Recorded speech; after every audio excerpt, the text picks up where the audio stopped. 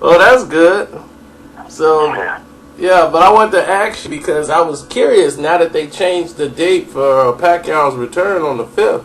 I knew there was going to be it's got to be some type of conflict with HBO. You know, they already paid for the Andre Ward Kovalev pay-per-view, which is in 2 weeks away from that date. So I didn't know about them putting on 2 pay-per-views in the same month. I just, it's like, I don't know how they're going to do this. Well, you know, that may very well be, but, you know, we have the ability to distribute the pay-per-view ourselves or with another partner, so I'm not concerned about that. Oh, okay. All right, so that's why I thought, like, maybe Pacquiao had a contract with HBO, and he yeah, but if they don't want to distribute his fight because it's too close to the other fight, then the contract terminates. Oh, okay. So, okay, they have the choice to do so. Absolutely. Have you guys thought about other options? Because, oh yeah, and hats off too for the pay-per-view too. That was a great card. That was a very great card. So. Yeah, we have considered all of it and are making other arrangements. We don't want to have HBO do something that they're not comfortable with doing. And it's clear that they committed to the November 19th date, which nobody faults them for. Manny can only fight on November 5 because he only couldn't, because of this whole business with the Senate recess.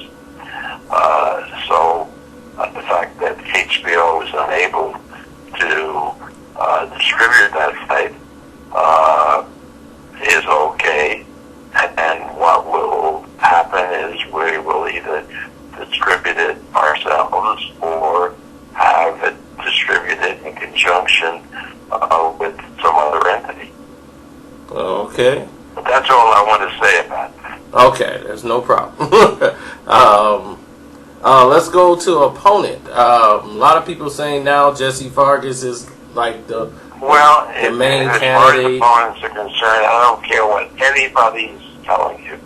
Anybody is putting out. I'm flying to the Philippines on Sunday to meet with Manny. I can fly on Sunday. I get there on Tuesday. Michael Carnes is coming with me. And we will talk to Manny about all of the issues.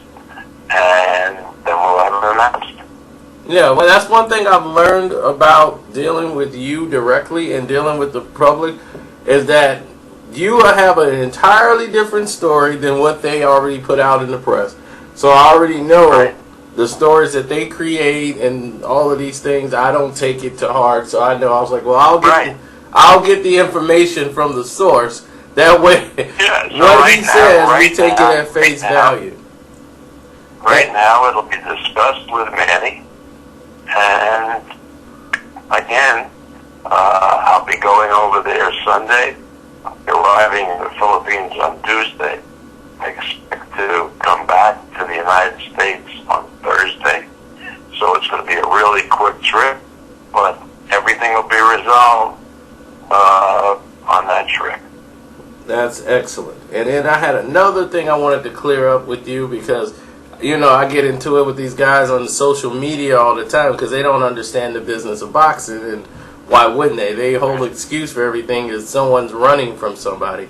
And I tried to explain to them, when you guys promoted Guillermo Rigondeaux, it was some of the hardest things that you have to do. And what people don't understand is that you guys can only do so much. If the networks don't want to pay the money for the fighter, you know, it's pretty much your hands are tied behind your back.